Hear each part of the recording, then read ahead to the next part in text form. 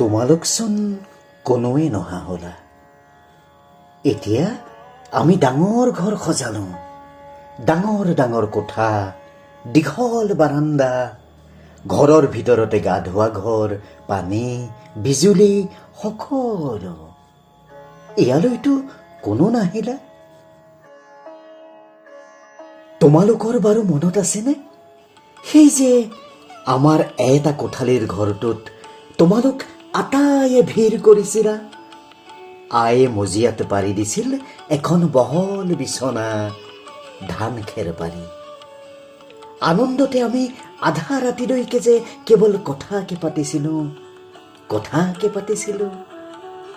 পিতাই শুবলৈ কওঁতে মাথো অলপ নীৰৱতা, পাছতেই আকৌ হাঁহি আৰু হাঁহি, কথা আৰু কথা। মনত আছেনে? অন্তৰৰ সমস্ত ভালপোৱা, মৰম, আত্মীয়তাবোৰ উকমুকাই আছিল ওলাই আহিবলৈ, আৰু আমি সেয়া উজাৰি দিছিলোঁ পৰস্পৰ। মোৰ প্ৰায় মনত পৰে কথাবোৰ।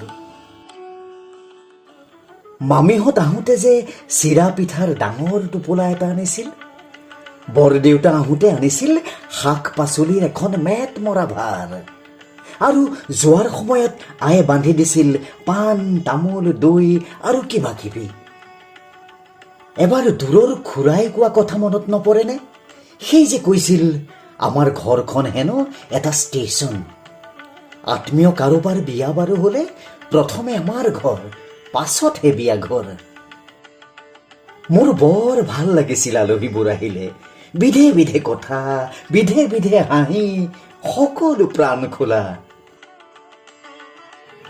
কি জানো হ'ল, কেতিয়াৰ পৰা তাকো নাজানিলো, সকলো হেৰাই থাকিল। মানুহবোৰ ক'ত জানো লুকাল।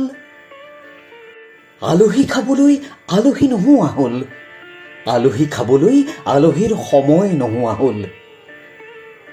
আলহী আহিলে যদি ল'ৰাটোৰ পঢ়াত ক্ষতি হয়, যদি প্ৰিয় ধাৰাবাহিকখন নোচোৱাকৈ গুচি যায়, ভাৰ্চুৱেল বন্ধুবোৰে যদি অভিমান কৰে, যদি বছৰৰ প্ৰথমটো ভ্ৰমণৰ সময়তে আহি ওলাই আলহী, যদি ৰেষ্টুৰেণ্টত দিয়া পাৰ্টিৰ সময়তে আলহীবোৰ আহে। আচলতে কথাবোৰে পাক সলাইছে। নিজৰ বাবে সময় বিচাৰি সময় হেৰুৱাইছে মানুহে। হেৰুৱা সময় বৰ নিষ্ঠুৰ অজুহাত। এজন এজনকৈ সকলো আলহী নিজৰ পৃথিৱীত সোমাল।